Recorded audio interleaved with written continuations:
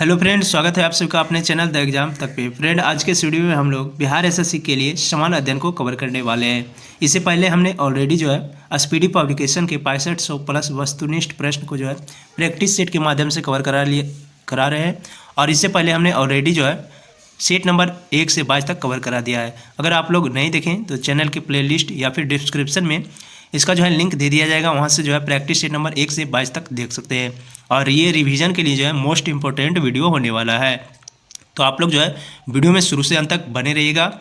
और चैनल को अभी तक सब्सक्राइब नहीं किए हैं तो चैनल को भी सब्सक्राइब कर लेंगे, साथ ही बेल आइकन को भी दबा दीजिएगा ताकि इस पर जितने भी वीडियो अपलोड किए जाए उसका नोटिफिकेशन सबसे पहले आप लोगों तक पहुँचे। तो चलिए फ्रेंड, आज की वीडियो को स्टार्ट करते हैं।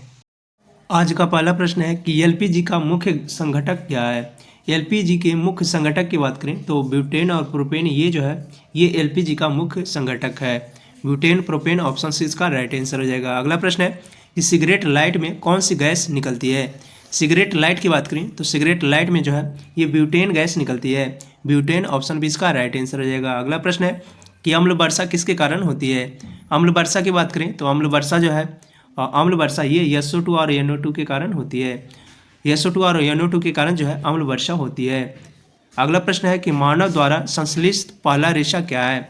मानव द्वारा संश्लिष्ट पहला रेशा की बात करें तो ये जो है नायलॉन जो है ये मानव द्वारा पहला संश्लिष्ट रेशा है। अगला प्रश्न है जीवाश्मों का उम्र किस विधि द्वारा ज्ञात किया जाता है। जीवाश्मों का उम्र जो है ये रेडियो कार्बन डेटिंग के द्वारा ज्ञात किया जाता है। रेडियो कार्बन डेटिंग ऑप्शन है इसका राइट आंसर हो जाएगा। फ्रेंड, मैं आप लोगों को बता दूं कि इसमें सारे प्रश्न जो है मोस्ट इंपॉर्टेंट है और प्रीवियस ईयर के हैं, तो आप लोग जो है वीडियो को शुरू से अंत तक जरूर देखिएगा। अगला प्रश्न है कि पुरानी चट्टानों की आयु का आकलन किसके द्वारा किया जाता है। पुरानी चट्टानों की आयु का आकलन जो है ये यूरेनियम डेटिंग विधि द्वारा किया जाता है। यूरेनियम डेटिंग विधि ऑप्शन बी इसका राइट आंसर हो जाएगा। अगला प्रश्न है कि शहद का मुख्य घटक क्या है। शहद के मुख्य घटक की बात करें तो फ्रक्टोज जो है ये शहद का मुख्य घटक है।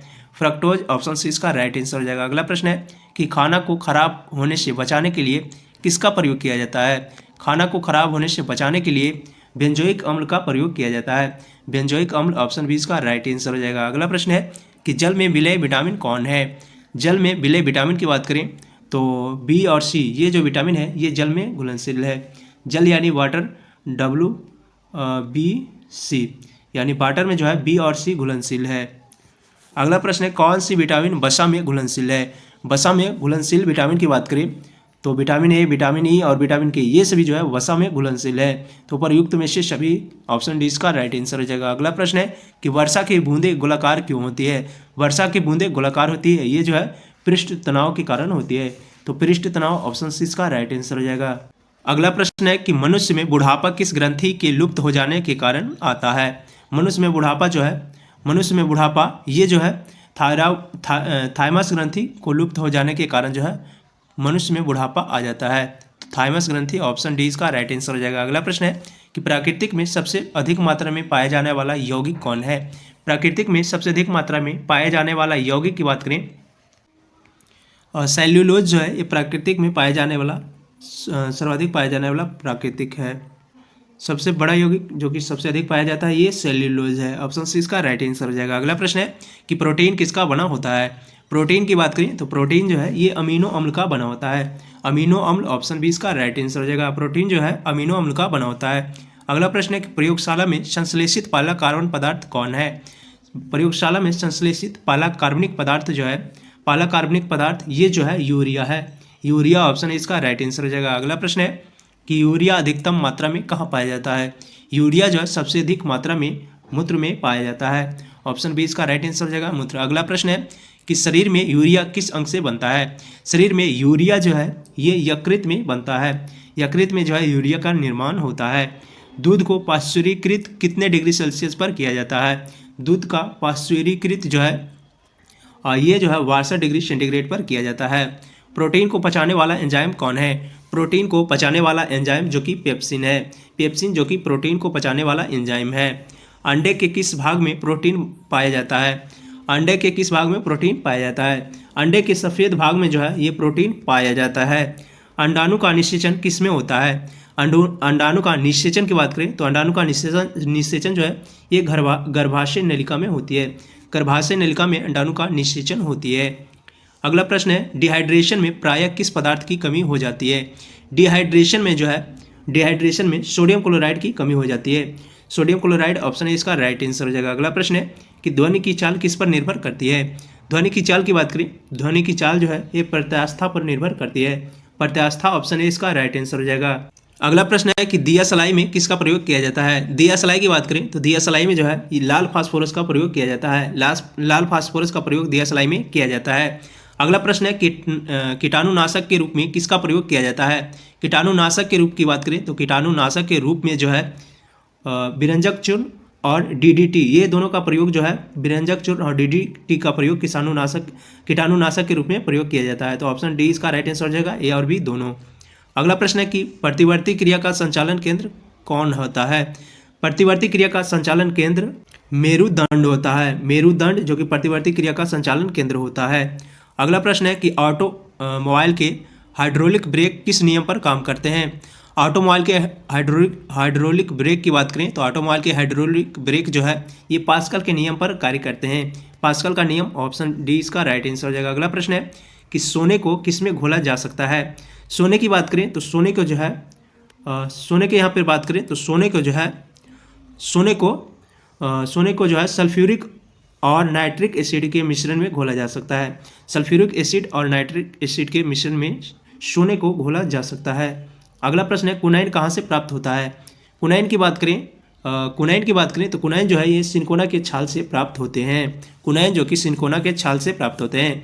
मॉर्फिन तथा हीरोइन कहाँ से प्राप्त होता है। मॉर्फिन और हीरोइन की बात करें, मॉर्फिन और हीरोइन जो है ये अफीम से प्राप्त होते हैं। अगला प्रश्न है कि तारपीन का तेल कहाँ से प्राप्त होता है। तारपीन के तेल की बात करें तो तारपीन का तेल जो है ये चीड़ के पेड़ से प्राप्त होते हैं। चीड़ के पेड़ से तारपीन का तेल प्राप्त होते हैं। चाय में कौन से उत्तेजित पदार्थ पाए जाते हैं। चाय की बात करें, चाय में जो है थीन पाया जाता है। चाय में थीन पाया जाता है। कॉफ़ी में कौन सा उत्तेजित पदार्थ पाया जाता है। कॉफ़ी की बात करें तो कॉफ़ी में जो है ये कैफीन पाया जाता है। चाय में थीन और कॉफ़ी में कैफीन। अगला प्रश्न है कि दूध में उपस्थित प्रोटीन होता है। दूध में उपस्थित प्रोटीन की बात करें तो दूध में उपस्थित प्रोटीन जो है ये केसीन होता है। केसीन ऑप्शन है इसका राइट आंसर हो जाएगा। अगला प्रश्न है कि 1 ग्राम वसा में कितना ऊर्जा उत्पन्न होता है। 1 ग्राम वसा की बात करें तो 1 ग्राम वसा में 9.3 कैलोरी ऊर्जा प्राप्त होता है। अगला प्रश्न है कि भूमि पर पाया जाने वाला पौधा कहलाता है। भूमि पर पाया जाने वाला पौधा जो है ये ब्रायोफाइटा कहलाता है। ब्रायोफाइटा ऑप्शन 20 का राइट आंसर हो जाएगा। अगला प्रश्न है कि मरुस्थल पर उगने वाला पौधा कहलाता है। मरुस्थल पर उगने वाला पौधा जो है ये जीरोफाइट्स कहलाता है। जीरोफाइट्स ऑप्शन डी इसका राइट आंसर हो जाएगा। अगला प्रश्न है चट्टानों पर उगने वाला पौधा कहलाता है।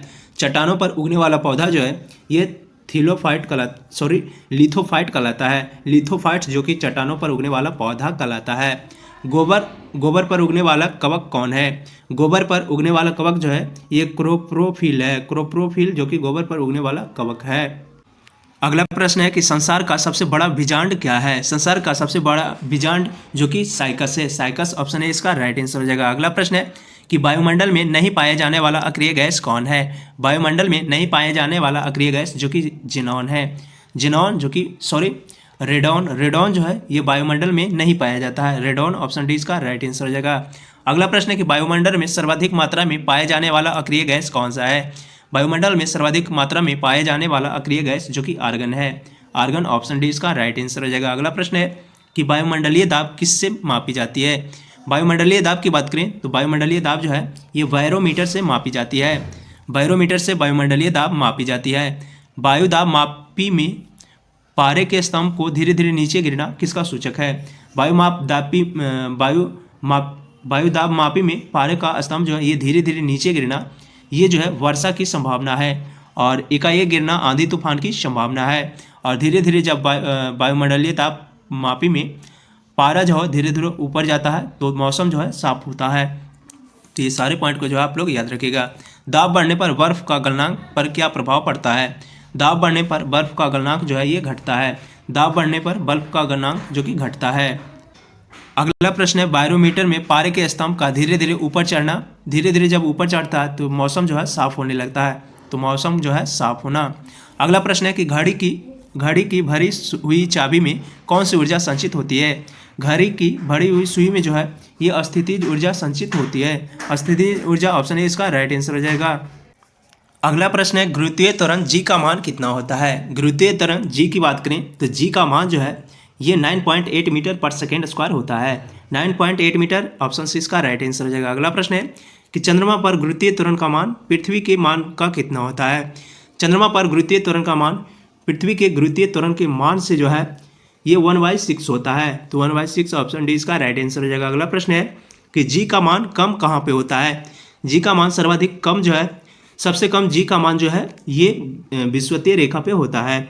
विषुवतीय रेखा पर जी का मान जो है सबसे कम होता है। जी का मान सर्वाधिक कहाँ होता है?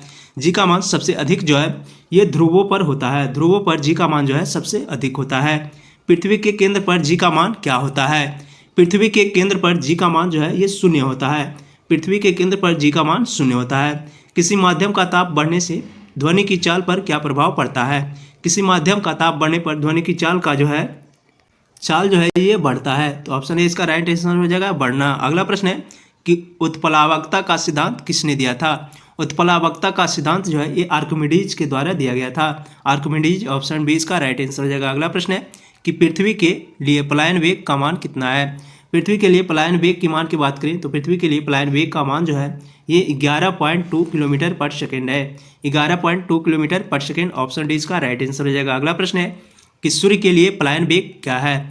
सूर्य की पलायन वेग की बात करें तो सूर्य के लिए पलायन वेग जो है ये 42 किलोमीटर पर सेकेंड है। सूर्य के लिए पलायन वेग 42 किलोमीटर पर सेकेंड और पृथ्वी के लिए 11.2 किलोमीटर पर सेकेंड।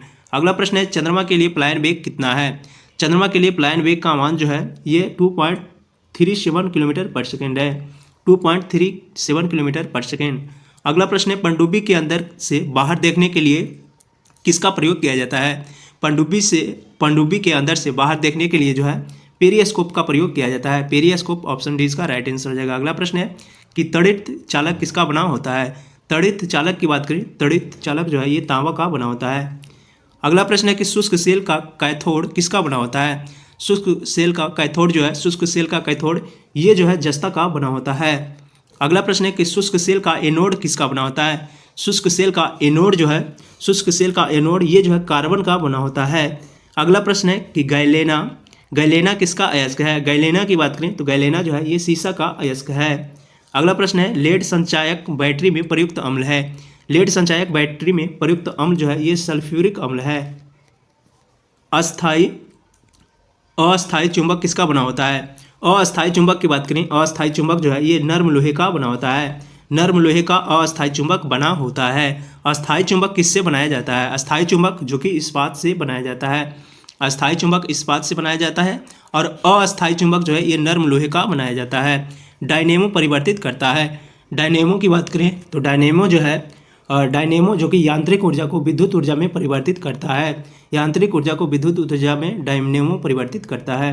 विद्युत मोटर बदलता है। विद्युत मोटर की बात करें तो विद्युत मोटर जो है ये विद्युत ऊर्जा को यांत्रिक ऊर्जा में बदलता है। विद्युत ऊर्जा को यांत्रिक ऊर्जा में विद्युत मोटर बदलता है। अगला प्रश्न है ट्रांसफार्मर का कोड किसका बना होता है? ट्रांसफार्मर के क्रोड की बात करें तो ट्रांसफार्मर का क्रोड जो है ये नर्म लोहे का बना होता है। अगला प्रश्न है फ्यूज का तार किसका बना होता है? फ्यूज के तार की बात करें फ्यूज का तार जो है ये शीशा और टीन का बना होता है। शीशा और टीन का फ्यूज का तार बना होता है। रेक्टिफायर का प्रयोग किसके लिए होता है? रेक्टिफायर की बात करें रेक्टिफायर का प्रयोग जो है एसी को डीसी में बदलने के लिए रेक्टिफायर का प्रयोग किया जाता है। एसी को डीसी में बदलने के लिए रेक्टिफायर का प्रयोग किया जाता है। घरेलू फ्यूज का तार गलनांक होता है। घरेलू फ्यूज का तार का गलनांक की बात करें घरेलू फ्यूज के तार का गलनांक जो है ये निम्न होता है। अगला प्रश्न है नाभिकीय रिएक्टरों में ईंधन के रूप में किसका प्रयोग किया जाता है? नाभिकीय रिएक्टर में ईंधन के रूप में जो है नाभिकीय रिएक्टर में ईंधन के रूप में यूरेनियम का प्रयोग किया जाता है। अगला प्रश्न है कि कैंसर के इलाज के लिए किसका प्रयोग किया जाता है? कैंसर के इलाज के लिए जो है कोबाल्ट-60 का प्रयोग किया जाता है।